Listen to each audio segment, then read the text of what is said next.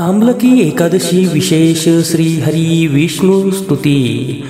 ओम नमो भगवते वासुदेवाय, नमः सर्वापहारिणे, नमो विशुद्धदेहाय, नमो ज्ञानस्वरूपिणे, नमः सर्वसुरेशाय, नमः श्रीवत्सधारिणे, नमश्चर्मासि हस्ताय, नमः पंकजमालिने, नमो विश्वप्रतिष्ठाय, नमः पीताम्बराय च, नमो नृसिंहरूपाय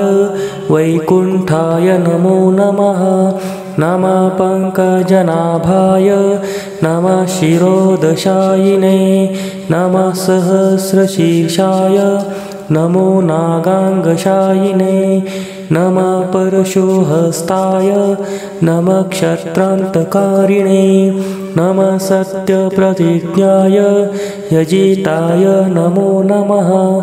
नमस्त्रैलोक्यनाथाय, नमश्चक्रधराय च, नमः शिवाय सूक्ष्माय पुराणाय नमो नमः, नमो वामनरूपाय बलिराज्यपहारिणे, नमो यज्ञवराहाय गोविन्दाय नमो नमः, नमस्ते परमानंद, नमस्ते परमाक्षर, नमस्ते ज्ञानसद्भाव, नमस्ते ज्ञानदायक, नमस्ते परमाद्वैत, नमस्ते पुरुषोत्तम, नमस्ते विश्वकृदेव, नमस्ते विश्वभावना, नमस्तेस्तु विश्वनाथ, नमस्ते विश्वकारण,